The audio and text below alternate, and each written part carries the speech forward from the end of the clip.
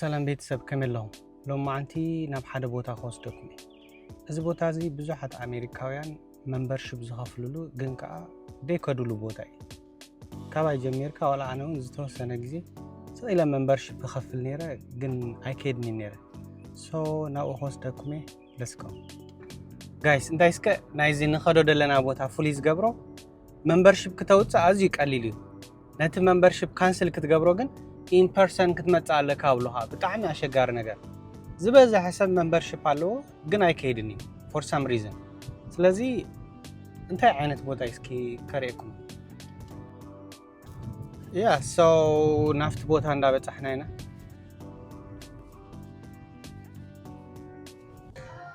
so guys ከምዚ ትሪኦ ደለኹም ኣብ ጅም የደለኹ ኣብ ጅም ኩሉ ግዜ ዝበዛ ሕሰብ ማለት እዩ membership ኣለዎ ናይ membership ክኸፍል ግን ኣይመጽኒ ዘለኹ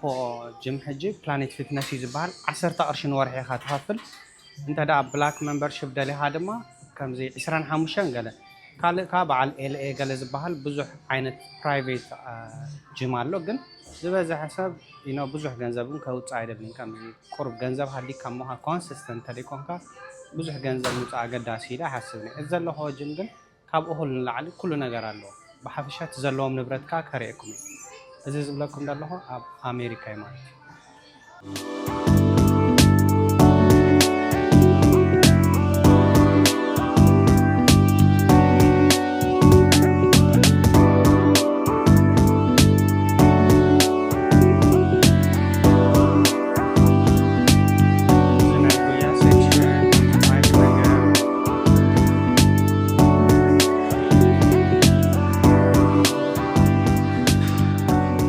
كل دي كولن ده بعلهم ندور مريضة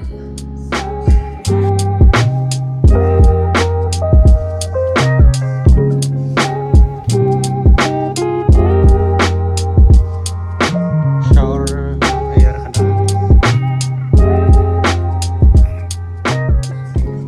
انت يا الميلان first thing is first مش usually ببان أنا يزجمر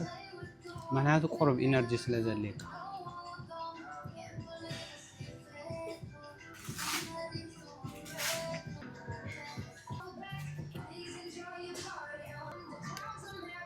بحافشها جيم كتمص خلاها دفترلك فولي زخونه ساتسفاكشن አለው بعبيو ጥዕናኻ ትሕሉላها كمون ዝፈልጥረልካ ደስ ብል ዕግበት አለው ቼክ انا መጀመሪያ ዝገብሮ ነገር ጅም ምስ መጻሁ ሚዛን ቼክ ዝገብር ሶ ሚዛንና ቼክ እንገብሪና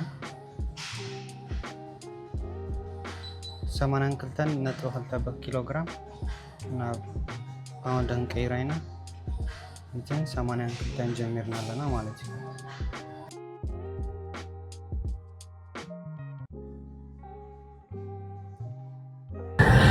ኢንክሊኔሽን 15 ዲግሪ ጌሬሎ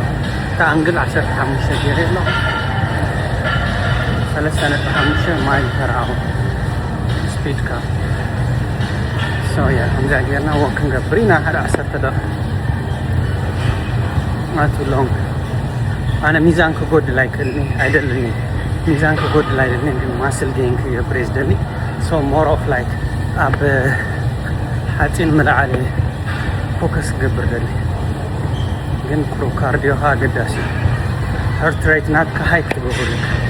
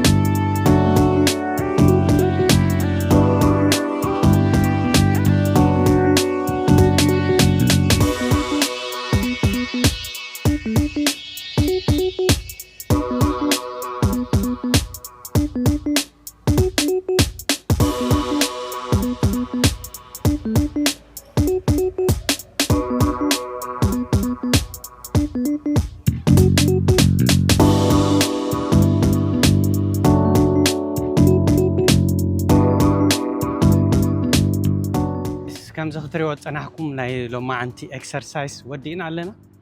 بحفش اكو اب ناي جيم ነገር انا بزح اكسبيرينس زلن سبايكم جماري ግን جيم بارتنر دلله مالتي እቶም ትፈልጡን ሰባት ኢንባክስ ግበሩለይ በሓንሳ ኮይና ጅም ንኽንሰርሕ ማለት እዩ ሓራይ እምበር ንሎም ማዓንቲ ዘዳለኹልኩም ቪድዮ ነዝመስል ነይሩ ኣብ ቀጻሊ ብኻልእ ቪድዮ ክሳብ ንራኸብ በብዘለኹሞ ሰላም